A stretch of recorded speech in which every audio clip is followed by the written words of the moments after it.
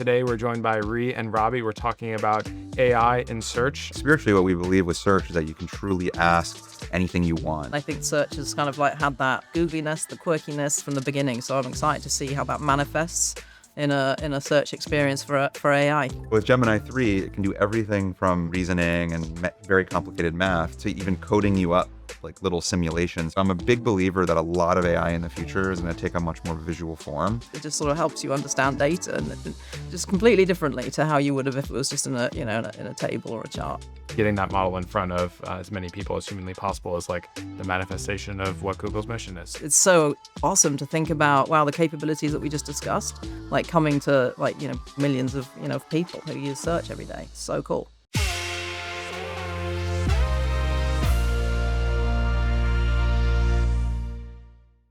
Hey everyone, welcome back to Release Notes. My name's Logan Kilpatrick. I'm on the Google DeepMind team. Today we're joined by Rhi and Robby. We're talking about AI in search. I'm super excited for this conversation. And actually, specifically, we're talking about Gemini 3 in search. So let's dive in. Let's do it.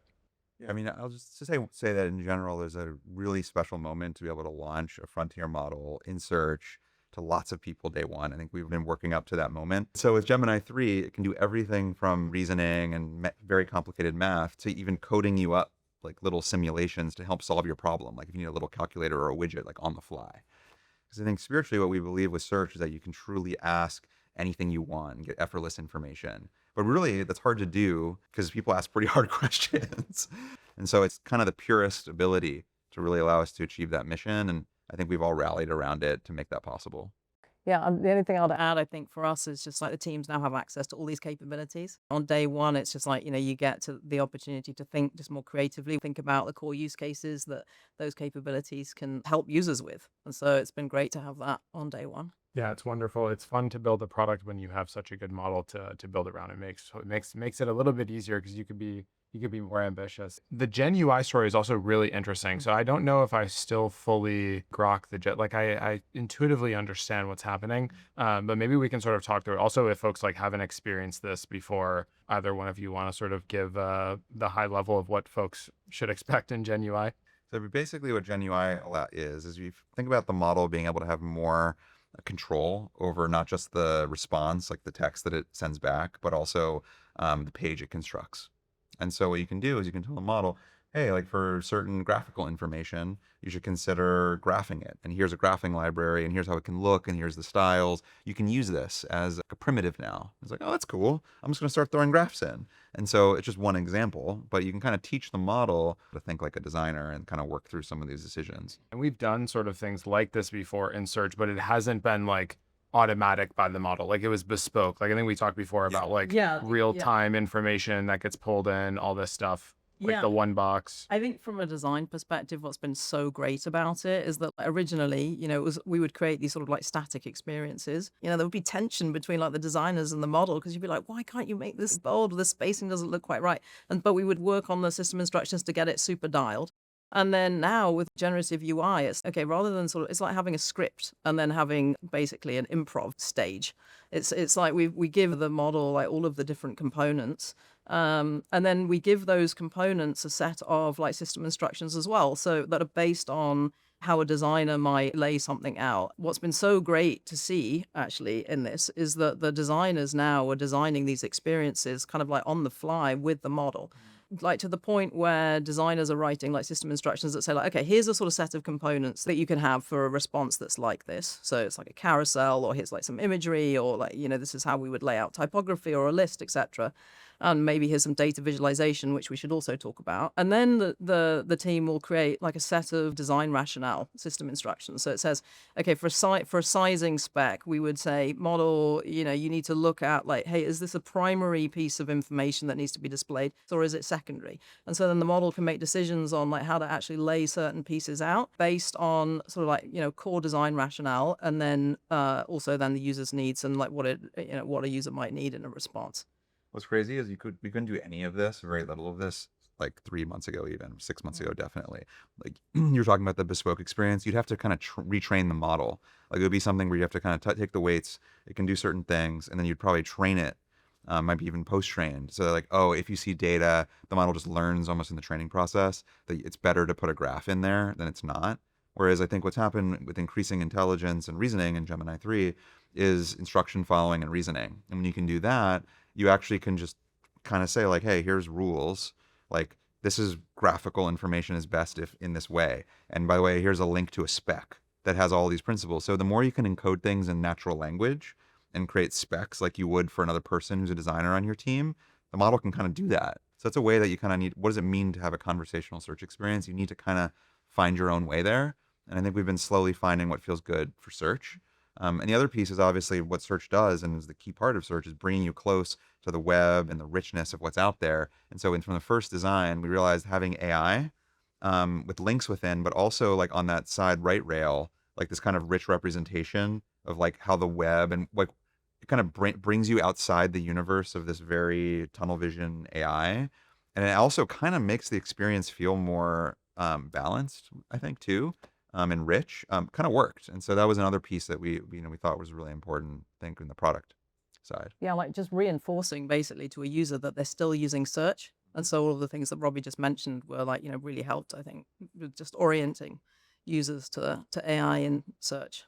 What's the breadth right now of like the different, back to our meme of use cases and search queries? Like what's the breadth of what it is? Like is it very like focused in certain it's like a small set of domains today, and Gen UI will sort of expand to potentially every sort of question somebody might ask, we'll build some bespoke UI for them? Or like how is it? There's kind of two pieces that's manifesting right now. One is in the layout itself, in the primitives, whether you get a table, an image, a graph. It's deciding whether to do those, what images to put in, and how it looks. Now it's given instructions in our design language so that it looks good. And actually one of the problems early on is that if you ask the model to make a page, it makes like a crazy page that's just like, and every page looks different. So how do you make a consistent and predictable user experience while also giving the model a control? And so a big thing we had to figure out was how to put it on the rails and be like, look, this is like our design language. Like you're a new designer joining our team. There's a design language and there's a design system, and here's what it looks like, and here's the color palette we use, and here's the typography we use. And you have to do that, or else it kind of goes.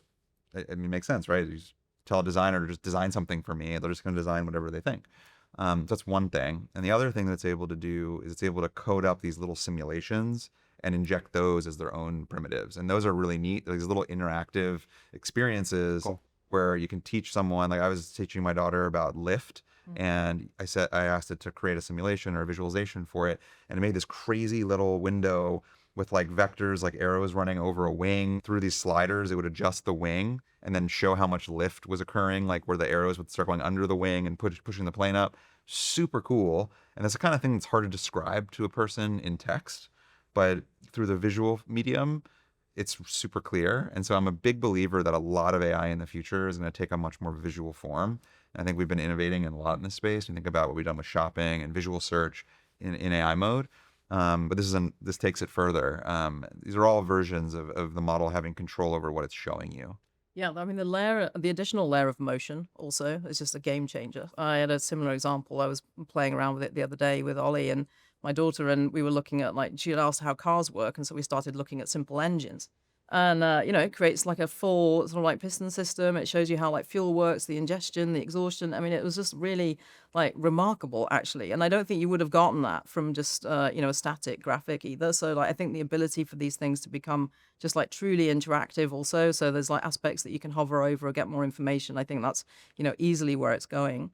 I do think one thing, though, just to touch on that Robby was kind of talking about around like, hey, when you give the model all of these components, there does still need to be like a layer of just like taste and quality and craftsmanship that I think needs to exist. And this is definitely something that, we kind of have like almost a visual QA process like with the model. So we're like actively working right now, kind of like what does it mean for us to like evaluate these things from a design perspective? And so do we have like separate sort of like evaluation processes for that? Do we create a system instruction for a Viz QA, process? And starting to see some really amazing results with that, actually. So I'm super excited about that because those things are going to come very soon. And I think it's going to just take everything up a notch. Rhi, your comment about like design taste and how that's a essential part of the Gen UI experience, I think hits home. I feel like some of the other constraints, just like the efficiency, latency piece of it. So I'm curious, like how maybe from a design perspective or just like the product constraints of like building a simulation is obviously like takes time to do that. So like what do users see and like what's the Yeah. There's definitely like a latency design component that is required. Like we need to design the latency sort of experience. And so, we need to make sure that users know that there's something that's being generated. And so we think about that. I think we also are, working very closely with engineering. Are there things that we can do here to create reductions in latency? Are there certain components that actually don't need sort of to be regenerated? So we're talking a lot about that. I also just have seen our capacity to reduce latency is kind of second to none at Google. It's like one of the things that I think search has like always just prided itself on. And it's like, we just want to get you the information that you need as efficiently and as quickly as possible. And I just have so much confidence in like our ability to solve for those things over time. So yeah, I see nothing but opportunity where that's concerned. I know it's going to get better. What do users see right now when like for example, a car engine simulation is being built? Is it just like Yeah, so the same way as thinking steps, which is, I think thinking steps is really interesting in my mind because it's an opportunity for us to like use that latency to communicate to a user what the model is doing. And so, when you do have these moments of latency, we can create sort of like a representation of like, hey, there's things happening in the background here. We're calculating this. We're drawing this, what have you. And so right now it's just sort of a relatively straightforward, like, overlay where the image will appear or the data visualization will appear that represents what the model is doing on the back end so that users know to wait for something. It's a little longer than maybe you would want it to be right now, but I know it's going to get better. So obviously like the 3 story started with Pro, it was available to AI mode customers. And obviously the teams work super hard on Flash. So I'm curious for you both and just like for AI and search, like what the Flash story means. And obviously lots of hard work to make Flash happen from a search perspective. Yeah, couldn't be more excited to bring, the frontier model at the kind of speed and availability that people need for everyday use to search. And I think that is one of the most exciting things. And so I think what you'll get is you have these lineages of like these model series.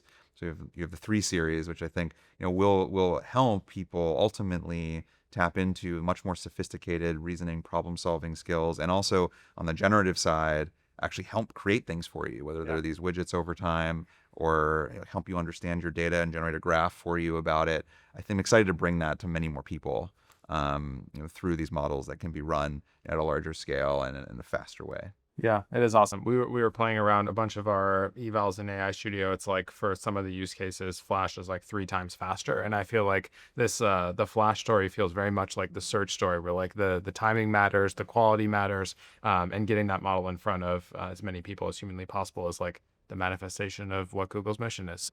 Robby, something you talked about, or something actually, I get my AI mode search AI updates from all your tweets, and something you tweeted about recently or announced was the experiment of bringing AI mode to the bottom of AI overviews. I don't know if there's a better way of saying it than that, but like I'm curious about that experience and sort of how the fusion of the different AI search experiences coming together is playing out and what the high level idea is. Yeah, I mean, I think in general, the high level kind of desire from the user is you just put what you're thinking into Google search and just ask. You can drop huge amounts of code in.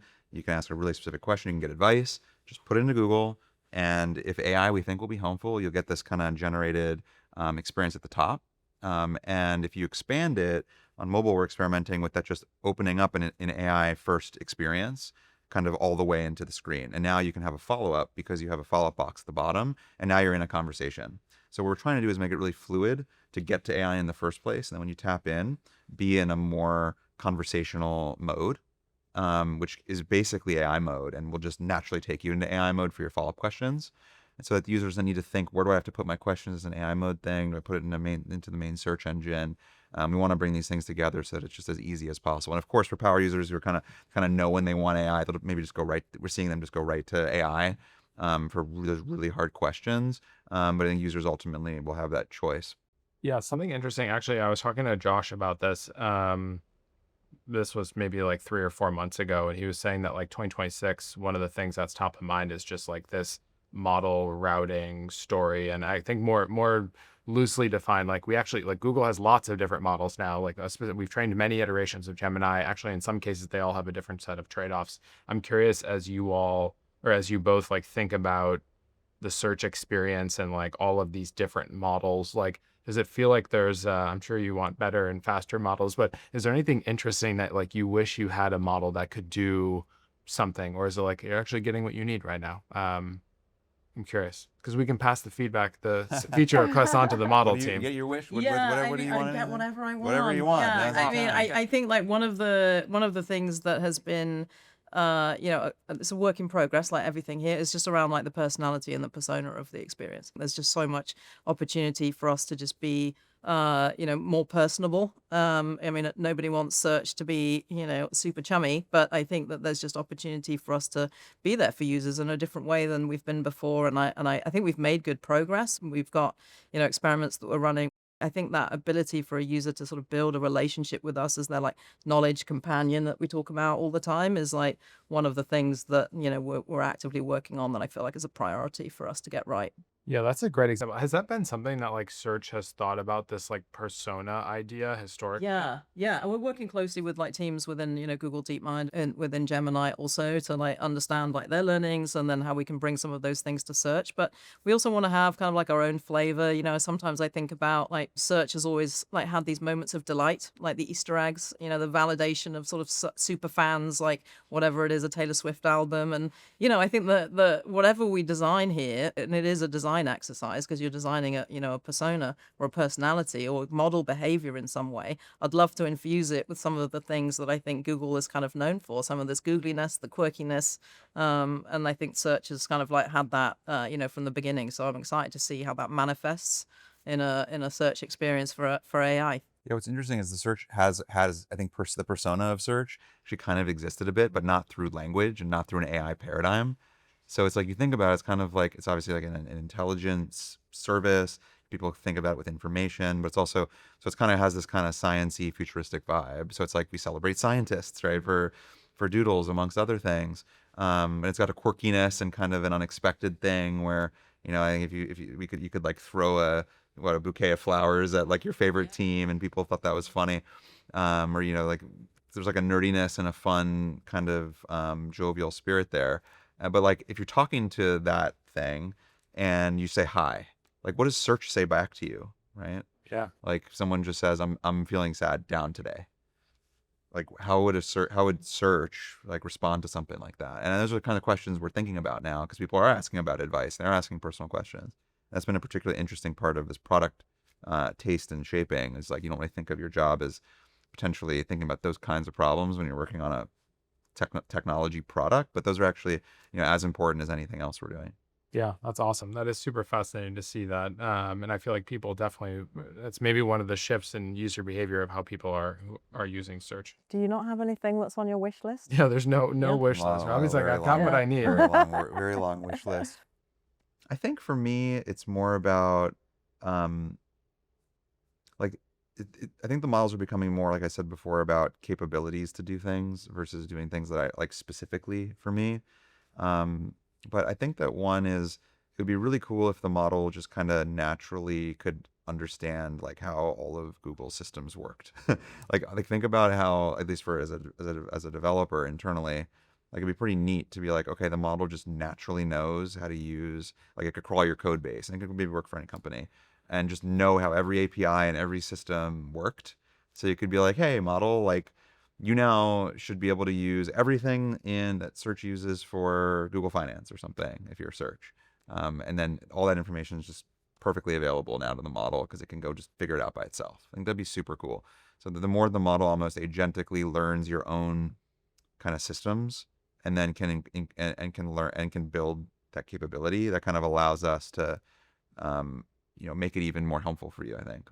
On the model story, one of the models I've been super excited about is obviously the Nano Banana models available in AI mode, and Nano Banana Pro for even more sort of like deep factual stuff. I'm curious how both of you have been thinking about like what that experience means for search and AI and search. Yeah. Yeah, I think what we're starting to see, like opportunities are for like data visualization with Nano Banana. In particular, we see opportunities for users to like sort of look at data that they might have in like completely different ways. So one of the use cases that we've seen as exciting is a sports one where you have like two basketball players that you're super fans of, and you want to visualize their stats, and we can create an infographic for you, and like that that never existed before, and so like this idea that we can just visualize information for you in these new ways. But it's amazing to sort of watch like how the data that it can pull, and then how it manifests that data in this visual way that is it just sort of helps you understand data, and just completely differently to how you would have if it was just in a in a table or a chart. I think actually that what's really neat is what Rhee's describing is really the kind of unison of the most powerful model with search, honestly. Because if you think about it, like each of these things requires the reasoning of the model, but also the knowledge of search. And so to use these tools to look up these sports facts that are like real-time information, or if it's trying to build you a product thing, it's like finding shopping data, it's pulling images, it's like browsing to see what reviews have. It needs to kind of pull that in, and then you're combining that reasoning with tools, with then this like visualization thing. You kind of need all of that working together. It's like a few pieces, and that makes these really magical things where you get a game recap visualized with graphs and stats that are like live just for you. And I think you're starting to see a lot of that magic happen now because of these pieces coming together. And it happens in lots of facets, not just for Nano Banana. Like you can do shopping on AI mode now, and it'll pull a gallery with images and with live prices, and you can ask follow-up questions and say, I like the black instead of the green pants, and then it'll switch them all to the color. So I think you're seeing these combinations more and more in the system. Yeah, that's interesting. I wonder, I feel like there's an interesting thread to pull, and I feel like the next time we're going to talk, it's going to be about the even more of those combinations coming together and fusing all the different parts of search into an experience. So thank you both for sitting down to talk about this. And thanks everyone for watching. We'll see you in the next episode.